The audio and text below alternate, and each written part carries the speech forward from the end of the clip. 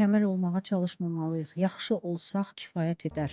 Ya məndə olsun, ya da olmasın. Olursa da daha yaxşısı olsun. Mükəmməliyyətçiliyin insana yaşatdığı sadəcə bir şey var, o da nevroz. Daha çox yeniyetmə intiharlarının kökündə nə dayanır? İndiki dövrün uşaqları bir söz deyən kimi gedir özünü öldürür. Biz bizə ötürülənlər deyilikmi? Məncə yox.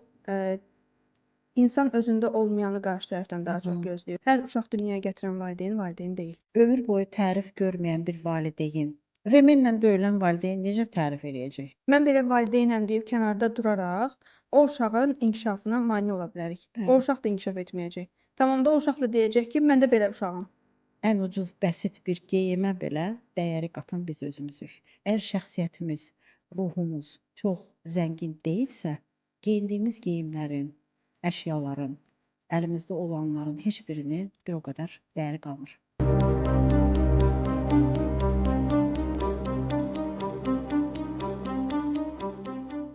Hər vaxtınız xeyir olsun, dəyərli izləyicilərimiz. Xoş gördük hər birinizi. Daha bir psixoanaliz verilişində çox maraqlı bir mövzunu müzakirə edirik. Bugün həmkarım Zəhra xanımla birgə mövzumuz perfeksionizm olacaq. Zəhra, xoş gördük səni. Hər vaxtın xeyir Heyran. Bugün çox maraqlı bir mövzudur dediyin kimi və eyni zamanda çox qarışdırılan bir mövzudur.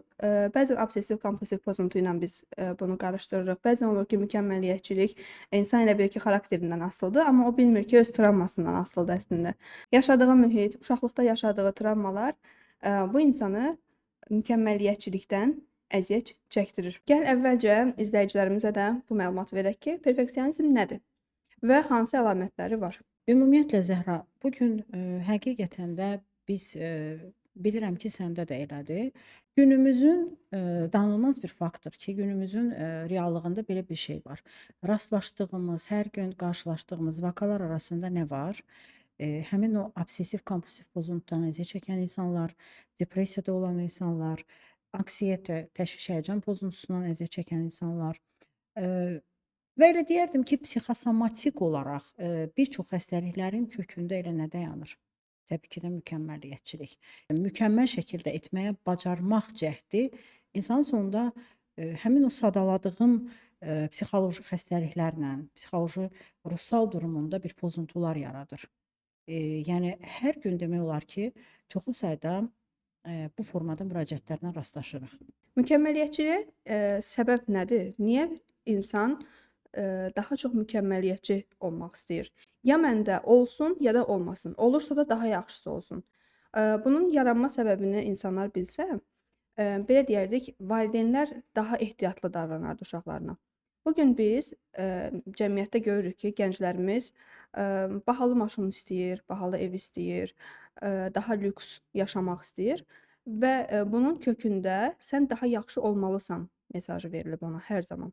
Valideyni məsələn 4 alıb uşaq gəlir, sevincini paylaşır ki, mən 4 almışam, amma ana deyir ki, 5 də ola bilərdi. Daha mükəmməl ola bilərdin, daha yaxşısını edə bilərdin və yaxud da çox bacardığı bir iş var. Şahmat kursuna yazılır, digər voleyboldur, futboldur və s. bura yazılır uşaq. Deyir ki, məsələn, mən 2-ci yerə çıxmışam. Deyir, 1-ci də ola bilərdin. Artıq o insan nə olur? Burada belə bir mesaj ötürülür ki, sən daha yaxşısını edə bilərsən, bu yetərli deyil və həmin o uşaq yetərli olmamağı öyrənir.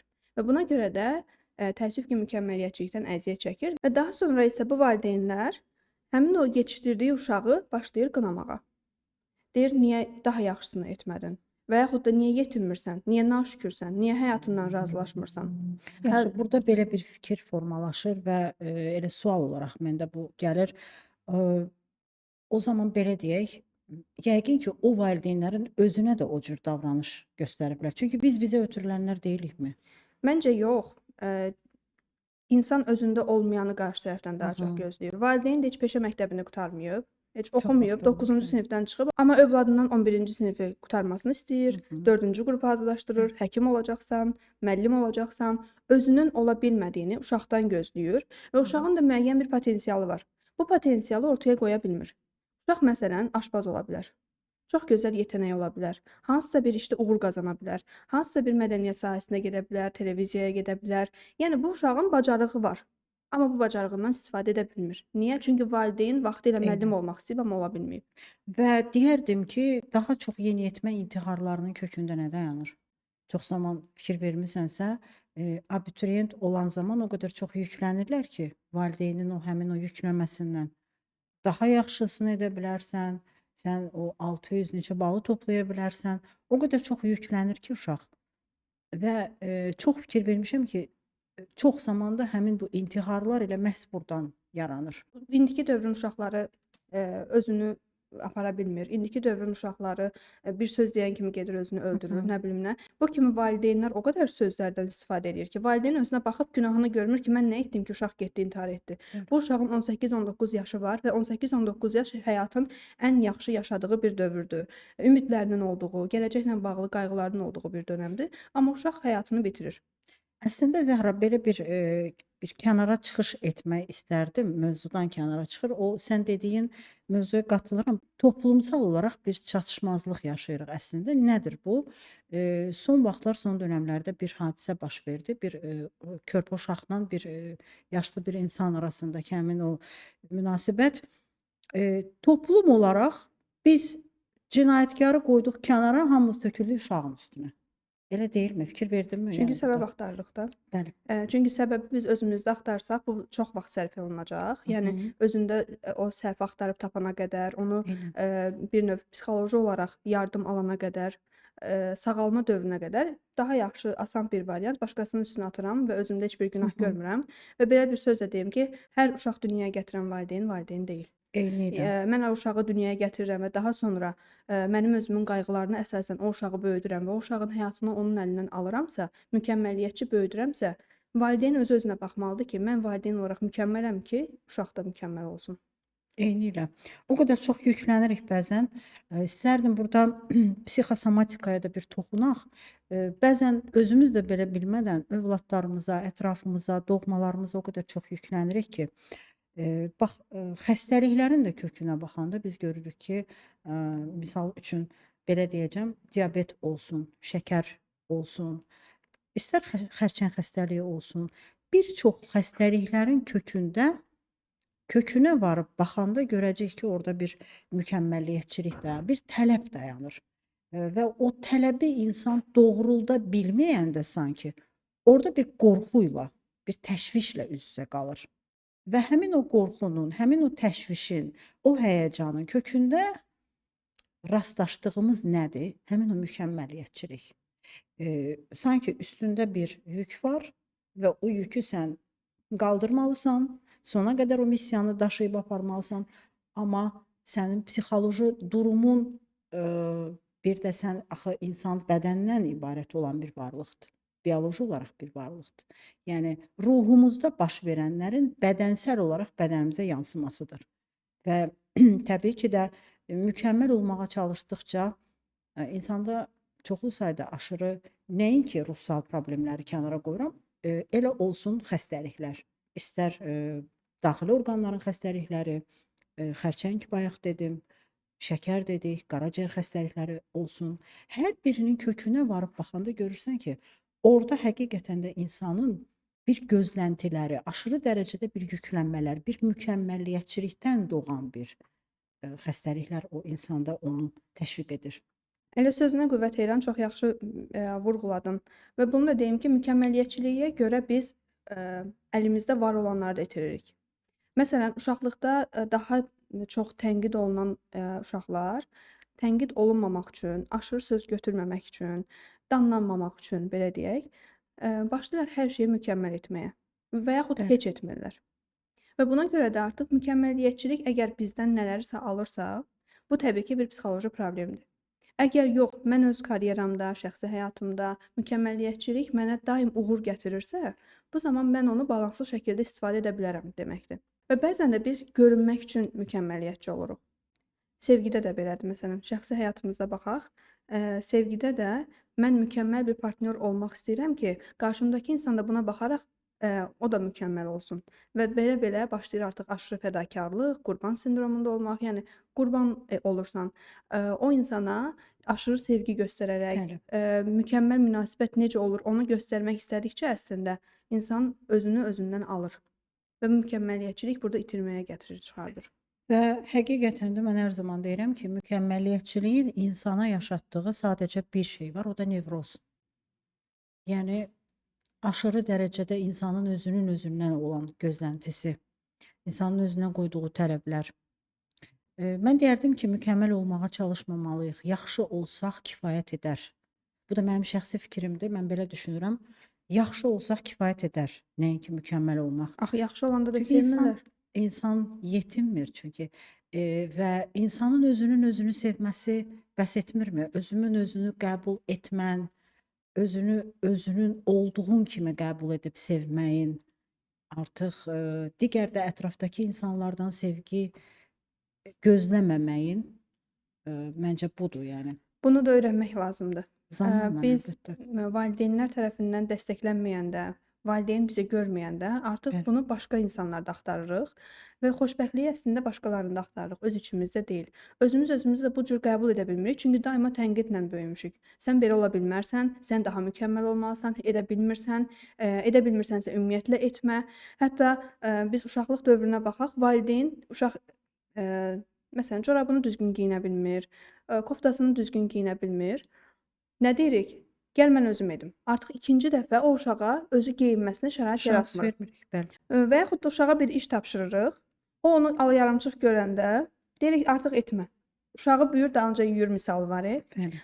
Bu şəkildə uşaq öz-özünü qəbul edə bilmirsə, daima başqasını ona misal göstərirlər ki, filankəsin uşağı kimi ol deyirlərsə, mən necə özümü sevə bilərəm? Təbii ki, artıq mən kənardan təsdiq axtaracam, sevgi axtaracam. Buna görə də özümü sevmədiyim üçün də daima insanlara yarınmaq üçün, sevilmək üçün, dəyər görülmək üçün mənim belə bir prizmam yaranır ki, mən mükəmməliyyətçi olmalıyam, mən qurban olmalıyam, mən insanlara aşırı dərəcə özümdən nələrsə verməliyəm. Məhz elə ona görədir, həmin o davranış pozuntusu olan uşaqlar fikir vermisənmi, çox danlanmaqdan, valideynin ondan sürəkli olaraq bir şeylər gözləntisindən, o qədər çox yüklənirlər ki, və uşaq da başqa cür valideyni necə cəzalandıra bilər ki, öz davranışları ilə. Əgər bir uşaq təməl qayğıdan əziyyət çəkirsə, valideynlər arasında olan, münaqişə və münasibətlərin zəminində həmin o təməl qayğıdan, həmin o anksiyetadan əziyyət çəkirsə, təbii ki də bir çoxları onu öz davranışları ilə sərgiləyəcək, öz davranışları ilə valideyni cəzalandıracaq. Çünki var, mükəmməliyyətçi valideynlər çox görmüşük ki, o qədər çox uşağa yüklənir ki, uşaq onun gözləntisini təsdiq edə bilməyəndə artıq o öz davranışı ilə valideyni cəzalandırır və öz davranışı ilə hər bir şeyi ortalığa qoyur. Tamam da bunu valideynlər edirsə əgər, valideyn bilməlidir ki, mükəmməliyyətçiliyin qarşısını almaq üçün və o uşağa travmanı yaşatmaması üçün ilk növbədə, o bacarığını sərgilədiyi dövrdə onu tərifləməliyik ki, daha yaxşısını etsin. Biz amma Amma tam əksini eləyirik. yaxşı, bəs, ömür boyu tərif görməyən bir valideyn, yəni onun zehin alanı tərif tanımır. O necə tərif edəcək o zaman? Onda bir zəhmət həmin valideynlər, bir dərs alsınlar, seminarlara qoşulsunlar, Eynən. özlərini inkişaf etdirsinlər. Remenlə döyülən valideyn necə tərif eləyəcək? Mən belə valideynəm deyib kənarda duraraq, o uşağın inkişafına mane ola bilərik. O Bəli. uşaq da inkişaf etməyəcək. Tamam da o uşaq da deyəcək ki, mən də belə uşağam. Onda hərə özünə mən beləyəm deyirsə, o zaman burada biz bunu necə həll edə bilərik? Eynilə. Onun üçün də biz hər zaman deyirik ki, ailədə mən yox, biz məfhumu var, biz anlayışı var. Yəni hər kəs öz üzərinə düşən o məsuliyyət, yükü var. Müəyyən qədər o məsuliyyəti dərk etsə, təbii ki də heç bir ailədə, bu qədər gördüyümüz problemlərlə rastlaşmarıq. Mən bir şey də anlamıram ki, valideyn tamam, mən beləyəm deyir və yaxud da mən uşaqlıqda bunu görmüşəm, ona görə, bunu niyə miras olaraq davam etdirir? Sən bunu görmüsən, onun travmasının nə demək olduğunu bilirsən, onun hansı dadda olduğunu bilirsən, loru dildə, məcazi mənada desək, tamam, bunu uşağına niyə yaşadırsan? Sən əgər özün o travmanı yaşamısan və bir növ səni basdırıblarsa, içindəki səni ortalığa çıxmağa qoymayıblarsa, sən niyə o uşağı bu şəkildə belə kor edirsən?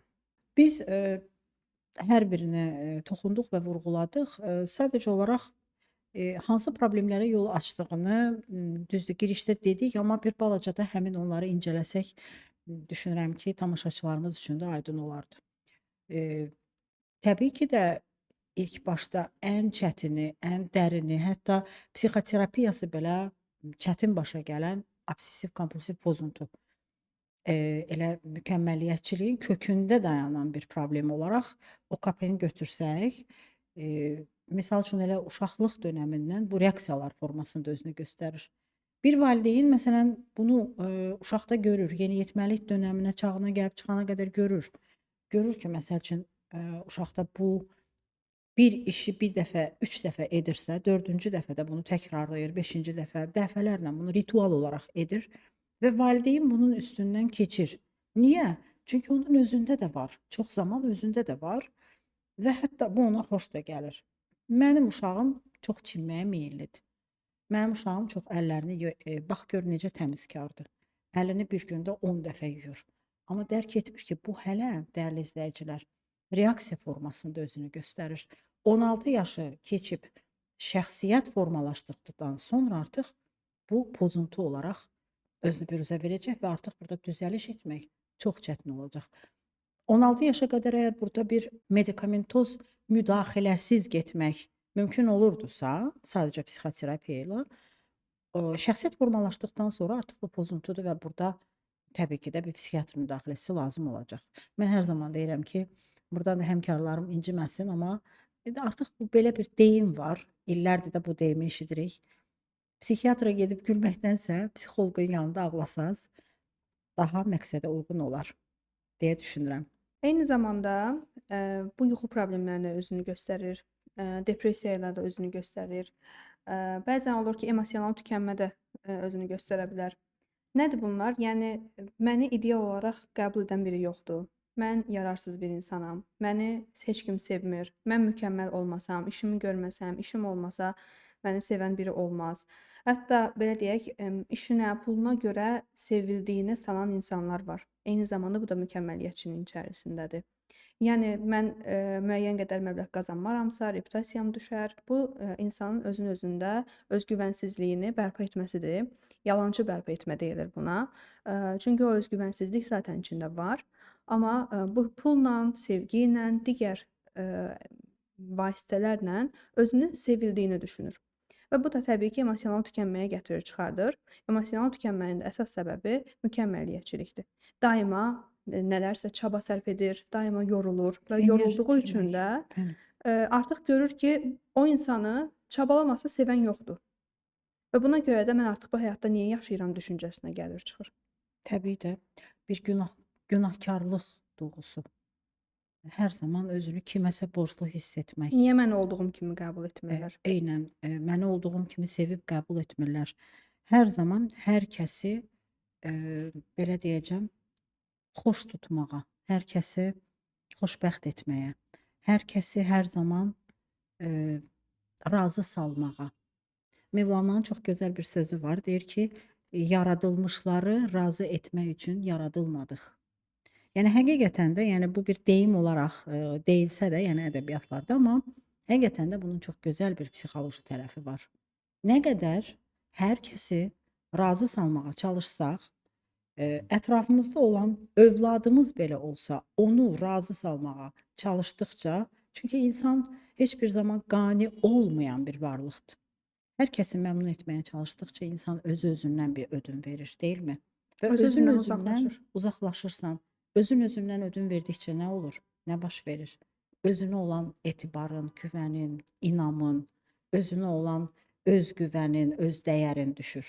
Onun üçün də, sən əgər özün-özünü sevmirsənsə, ətrafda heç kəs səni sevməz. Bu da bəzən olur ki, şablon bir cümlə kimi istifadə olunur. Bəli. Psixoloqların, koçların dediyi daha çox bu sözlərdir ki, özünü sevməlisən. Özünü sevmək üçün, birinci növbədə olduğun o durumu qəbul etməlisən. Bəli. O durumu qəbul etmirsənsə, daima sual yaranırsa səndə, niyə, niyə, niyə mənim başıma gəldi, niyə məni qəbul etmirlər? Niyələr çoxalırsa, insan özünü qəbul etmir və buna görə də özünü sevə də bilməz. Eyni zamanda mükəmməlliyətçilik duyğusunun içərisində, perfeksionist düşüncənin içərisində bəlkə bir gün lazım olar cümləsi də var. İnanıram ki, sən də eşitmisən. Bəlkə də elə ətrafda qohumlarımızda da bunu biz Bəli. görmüşük. O vaxt köhnə evlərdə necə olurdu? Hətta yediyi Heç nəyi şokoladın qutusunu belə atmırdılar. atmırdı. Və yaxud da istifadə etmədiyi köhnədən qalmış bir paltar olurdu. Bəlkə bir gün geyinərəm Köhnə əşyalar. deyilirdi və yaxud da belə bir inanc yaranırdı ki, nə vaxt ki onu atıram, o mənə lazım olur. Hı hı. Eyni zamanda bu da mükəmməlliyətçiliyin içərisindədir. Yəni bəlkə bir gün lazım olar düşüncəsi əslində perfeksionist düşüncənin içərisindədir. Yəni təhlükəsizlik hissi hiss edirlər, qorunma hissi, güvənsizlik hissi hiss etdikləri üçün o qorxunun içərisində bu da var. Bəlkə bir gün lazım olar. Heç bir şeyi atmaq istəmir. Misal olaraq köhnə əşyalar, köhnə taxtalar, köhnə mebellər. Bəzən də o Eee, əşya ilə bağ da qururlar. bəli. Yəni bunu mənə Sanki atam bu bir verir və talisman sair. kimi də deyilmi? Ritual olaraq məni qoruyur kimi bir düşüncə deyilmi Belə səncə? bir inanc yaranır ki, o əşyanı atmasaydım, onu mənə atam vermişdi Hı və ya hı. ulu nənəm vermişdi. Onu mən atmasaydım, bu cür uğursuzluq yaşamazdım. Başıma bu iş gəlməzdi. Bəli. Və bu da təbii ki, həmin insanların düşüncəsində, eee, niyə görə bağ yaranır? Bu əşya ilə niyə bağ yaradırlar? Çünki daima qorunma hissi yaşayırlar. Qorunma hissini dadmadıqları üçün, insanlarla o bağı qura bilmədikləri üçün, insanlardan gözlədiyi, onların ona hiss etdirmək istədiyi bütün düşüncələrin hər birini yükləyirlər o əşyanın üzərinə. Və bu bir qorxu deyilmi Zəhra? Əslində, kökünə, dərinə gedib baxanda, eee, həmin o sən sadaladığın hər bir şeyin kökündə bir qorxu dayanır. İnsanın itirmək qorxusu. Eee, itirərək bəlkə də orada özünü itirmək, bəlkə də xəstəliyə tutulmaq, hansısa bir, uğursuzluqlarla üzləşmək, deyilmi? Bəzən də olur ki, bir əşyaya o qədər anlam veririk ki, həmin o əşya hər zaman üzərimizdə gəzirdiyimiz bir əşyadır. Hı hı. O itdiyi zaman ürək çırpıntısı, nəfəs daralması baş verir. Hətta ataklar tutur. Həmin o ataklar daha sonra deyir ki, mən niyə bunu yaşayıram? Bunun qarşısını almaq üçün birinci növbədə özümüzə sual verməliyik ki, bu mənə nəyə xidmət eləyir? Mən bunu nə üçün saxlayıram? Bəli. Bu mənim hansı emosional boşluğumu doldurur bu əşya? Bu emosional boşluğu biz əgər doldurarıqsa, sevgi ilə, dəyərlə, diqqətlə, ətrafımızdakı insanlarla yanaşma tərzinə əsasən, o zaman bunların hər birinin qarşısını ala bilərik. Daha sonra da təbii ki, mütəxəssis dəstəyi lazımdır. Bəli. Əşyalara daha az anlam yükləyərək. Çünki, istər geyindiyimiz geyimlər, istər taxdığımız, zinət əşyaları fərq etmir, istər, sürdüyümüz maşınlar, telefonlar, hər bir şey əslində onların hər birinə önəmi də, anlamı da, qatan, yükləyən biz özümüzük, insan özüdür. Yəni həmin o əşyalara anlam qatan insan özüdür.